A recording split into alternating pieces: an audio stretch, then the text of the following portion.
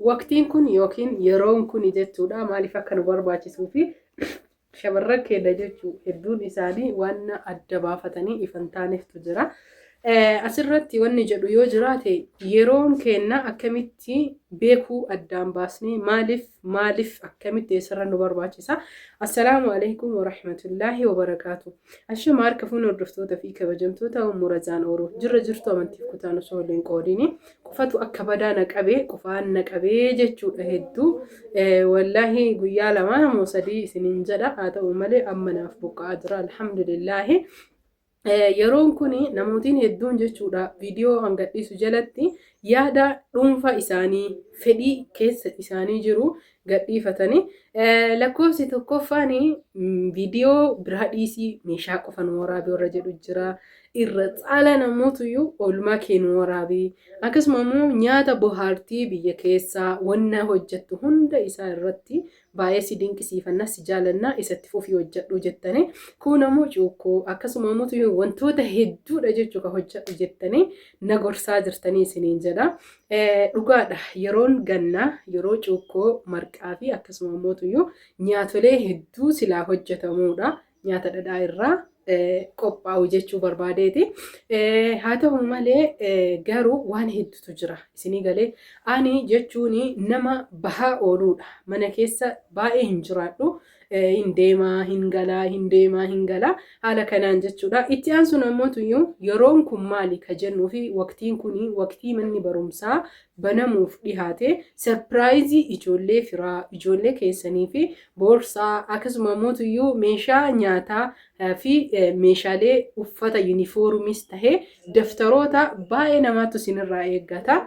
Kana jechuun kiyya namootiin maatitti ergitanii bituu feetan ergaa bichisiisaa fi akkasuma ammoo sarpiraayiz warri godhuu barbaadan jira isiniin jedha. Umurazaan Oroo har'as dhufee jira viidiyoolee baay'ee babbareedaa ta'e hedduu akka jaalattan viidiyoo kiyya naaf ulfaadha. Galatoomaa hordoftoota fi kabajamtoota kiyya maamiltoota 52 gara 3 deemaa jira. Yaa rabbi lakal hamdu shukran dandeettii fi guddina isaatiin isa kana horadhe malee dandeettii hiyyaanii miti. Haa ta'u malee jechuudha ilmi namaa alhamdulillah 50 qabaata gaafa 800 ilaalamu jira 900 kumaan 2000 wallahi alhamdulillah rabbil alamin rabbi kiyya galanni haa ga'u isiniin jedha. Akkasuma ammoo warroonni biyya keessaa nama biyya keessaan keessummeessitu warri jettan ni keessummeessa nama dhimmaaf dhufu qofa yoo tahe ahli wasaale karaan kiyyaa fi balballi kiyya isiniif banaadha. Garuu nama dhimmoota adda addaa dhimma mataa isaa dhuunfaa firii godhuuf namni kun miidiyaa irra hojjetaa ni haasahaa isinii galee nama haasaa danda'u waliin haasaha jettanii yoo deemtanii yeroo akkasii haasaas hin danda'u yeroollee hin qabu isiniif galee jira namootiin uf beeytan jedhee yaada. Abbaa barbaadanillee taha warroota argitanii dhageettii hedduu qabdanillee taha ani jechuun ufii kiyyaa isinii galee ufii kiyyaafuyyuu uf hin argine isinii galee yeroo qabaadhee nama waliin ka haasa'uu miti ufiifuu uf hin argine yeroo uffata kiyya miicadhuuyyuu hin arganne dhugaa barbaadan taanane. Kanaaf viidiyoon kan kee ijoolleen hedduun jechuudha viidiyoo kan kee hawwinaa yoom gannuu dhiiftaa jennee yaannaa. Maaliif gorsa nurraa dhiiftee maaliif argitanii akka nu uf dagannu kaka'umsa duraan viidiyoolee hojjettu nu jalaa dhiiftee warri jettaniif isin jalaa hin dhiisu hedduutu jira. Yoo keessattuu jechuudha shamarran biyya arabaa warri hin galla jedhanii waggaa 2 waggaa 1 meeshaa na bichisiisanii hanga har'aa hin galle hedduu isaaniitu jira. Yaa jamaa jiruun addunyaa tun hin guuttu. Giddiin gatuuf qabaa maaliif jechuu ufiif yaaduu dhabdanii meeshaan isin bittan osoo isin keessan jiraatin osoo isin keessan galin maaliif isin jalaa moofaa hordoftoota fi kabajamtoota kiyyaa isiniin jedha. Itti aansuun ammoo wannan isiniin jedhu yoo jiraate yeroo hedduu jechuudha komii namni na biraa qabu maal isiniif fakkaate imoodhaan nuuf hin deebiftu maaliif imoodhaan bilbila nu jalaan kaafne nu wajjin hin haasofnedha. Komii keessanii fi rakkoolee yaada kiyya ibsadhee jira. Jalqabuma wagguu lakkoofsa kiyya laxxaaf yookiin maxxansuu maal jedhaa ani imoodhaan baay'ee hin argamu. WhatsApp fi Telegiraamaan yeroo hunda na argattanii. Kana jechuun kiyya ammas kana na barbaadan taanaan onlaayinii irra na argattan jechuu miti. Yeroo laaqanaaf gattaa'ullee ni deebisaa. Yeroo adda jirullee hin deebisaa. Itti aansuun ammoo ganamaa fi galgala ammoo waatsaappii fi teelegiraama waajibaa isiniin jedha. Jireenya kana keessatti wanni hojjetan waajiba akka ta'e, firdii akka ta'e, dirqama akka ta'e jira mitiire. Akkasuma immoo ka sunnaa itti aanee ta'etu jiraami. Iimoon sunnaadhaanaaf isinii galee maaliif iimoo hin fayyadamne waatsaappii lakkoofsi namaan seenu warri jedhanii fi dhugaadhaa isin cinquu danda'a. Yeroo hedduu namni hedduu waan bilbiluuf biizii isin jalaa ta'uu danda'a. Irra deebi'aatumaanii haaromsa na argadhaa isiniin jedha. Kana jechuun fi of qaalessuu tahee odoo hin tahini iimoodhaan namni biyya keessaa nama waliin waan na arge haasa'uuf bilbilullee lakkoofsa hin qabu. Namni jechuudha na jajjabeessuu qofaaf iimoof bilbilullee lakkoofsa hin qabu. Naaf ulfaadha galatooma. Irra caalaan namoota viidiyoo kee ilaalan keessaa yoo namni 1,000 ilaale namni 500 dhufee lakkoofsachumarraa fudhatee iimoo kana xiran godha. Mee kamirraa kaasee kamiin dhiisa? Kanarra iimoma seenuu dhiisee isiniin jedha. Sababni isaa iimoon bilbila nama jalaa allagaa. Ani ofii kiyyaa namooti hedduullee ni beeytanii. Walirra namni hedduu yoo bilbilee jedhe biizii godha bilbila. Bilbilli kiyya biizii ta'uu hin qabu. Namoota hedduu amaana na biraa qabantu jira. Isaaniif biizii ta'uu hin qabu.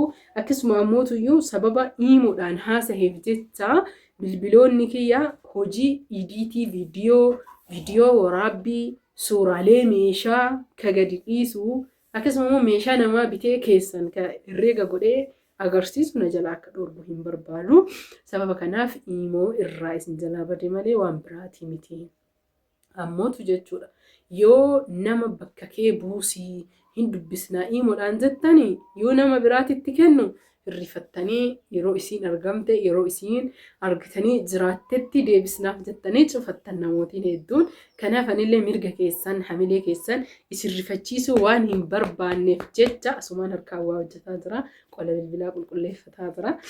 Waan isin hin barbaanne isin cinquu hin barbaadu. Anillee maaliif jennaani na jala akka cinqamtan tokkoyyuu hin barbaadu.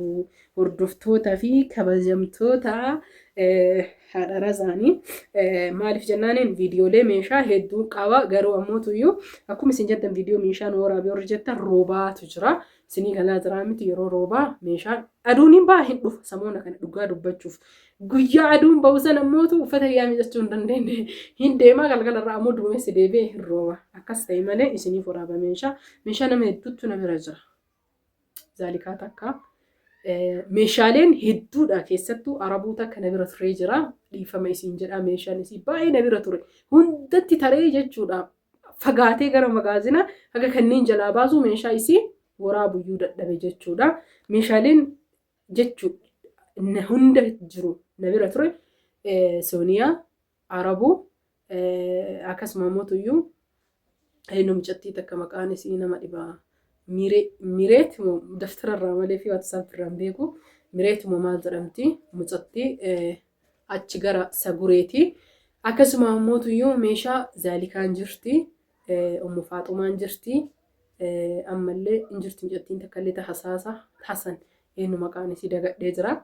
Abbaa qabadhee ammallee yaadadha meeshaadhaan. Meeshaa nama hedduutu na bira jira. Kanaafi yaadadhe warroonni meeshaa aadaa qabdan meeshaa keessan fudhadhaa. Meeshaa keessan fudhadhaa isiniin jedhee jira. Kanaaf hordoftoota fi kabajamtoota kiyyaa isin jaaladha. Isin kabajaa jira isiniin jechuuf dhufee ammallee laayik odoon godhin viidiyoo kana hin badinallee hin bayinallee viidiyoo kiyya laala. Laayik yoo gootan viidiyoon akkana laalamu na gargaartanii nagaatti toraa bulaa isin jaaladha.